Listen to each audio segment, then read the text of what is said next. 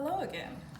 In this video, the knife skill we'll be focusing on is variations of the claw technique and using that technique to cut thin slices. So what I have here is a cucumber that's already been cut in half lengthwise.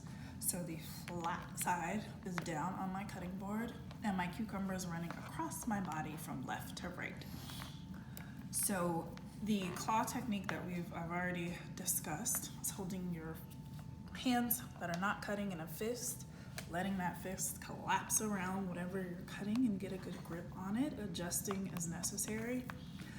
But the variation that I want to show is taking your hand and turning it 90 degrees clockwise.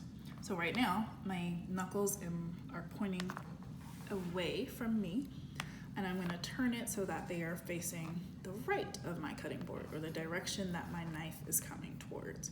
So whichever way you want you shifting, the important part is to shift it towards the direction that the knife is coming in from. So for me, that's coming from my right. If you were left-handed, you would turn it 90 degrees counterclockwise so that they're pointing wherever the knife is coming from. So you can maintain this position here where the knuckles are still really curved under like a fist or like a claw. Or you can kind of pop your hands up and have your fingernails on the top of the cucumber. So if you can imagine your fingernails kind of doing a tap dance on top of the cucumber.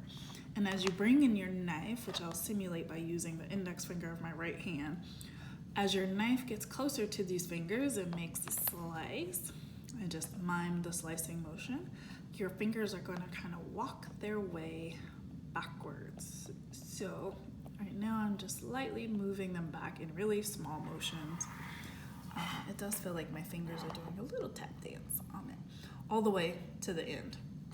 So those are the motions. You're still going to be keeping track of where's your knife when it's not moving, where are your fingers, where's the blade, still paying attention to all of those things, but now you just have a different angle that you can hold the cucumber with depending on what's more comfortable. So again, I'm coming in, I'm gonna use my fingers on my right hand to judge where the point that I want to cut off is. So I'm cutting off the nub at the end, and I'm gonna put that away into the edge. Actually, I will put it on the left side of my tray. And now I'm just going to keep doing that to make thin slices. And so I kind of want to see about how far over do I need to move this cucumber to get those thin slices. And if you notice, at first my fingers are kind of pointed towards the blade as I push it, but as soon as I get in position to cut, I immediately turn them so my nails are digging into the cucumber instead of being pointed towards the blade. That way I don't cut off my nails. And now I'm just pushing it through.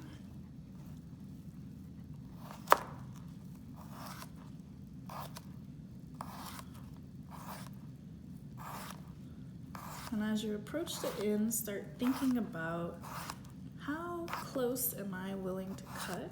That'll be different for everyone, so realizing that whatever your response is okay.